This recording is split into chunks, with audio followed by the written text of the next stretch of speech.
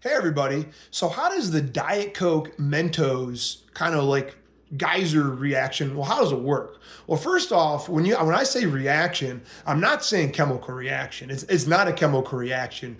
Nothing is being made. There's no products and reactants. Everything that was in the beginning is also at the end. So do know that it's more of a physical change, okay? So first off, Diet Coke has carbonation in it. So there's literally CO2 that's jammed into the liquid, and it's a solution. But when it comes to carbonation, the CO2 really doesn't want to be there. That's if you like shake up like a Coca-Cola, it goes everywhere. Or if you leave like a 2 liter open at nighttime, it's gonna go flat. The CO2 it's jammed in there. It doesn't really want to be there. While other solutions, a mixture that's even throughout, it's called the solution, by the way. Other solutions kind of hold together a lot better. But when it comes to like forced gas in a liquid, once again, it doesn't really want to be there, and that's why soda goes flat if you like leave things open overnight. So anyways, when you drop in a Mentos or multiple Mentos, this is actually Mentos gum. That's all I had in the cabinet.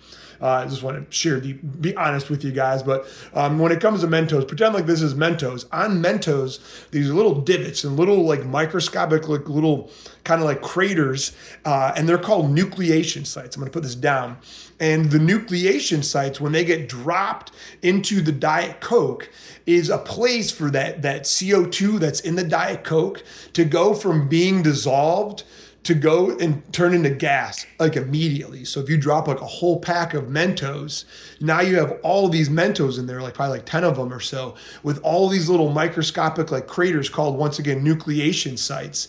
And that dissolved gas, that carbonation, is immediately released. And once again, when there's like 10 of them, you have an immediately release of all this gas like that. And that's what creates that Diet Coke geyser, once again, when the Mentos go in. So not a chemical change. You're just taking that CO2 that's inside of the Diet Coke, and it gets released immediately from when they contact that nucleation site on all those Mentos. And the reason why Diet Coke works so much better than like regular Coke is the sugar in the regular Coke kind of like blocks the reaction, or the physical change, actually, the physical reaction, not the chemical reaction. So the Diet Coke works so much better. So once again, it's a physical change, and it's nucleation sites on Mentos that release the CO2 that's in the carbonation of the Diet Coke. So hopefully that made sense, and stay curious.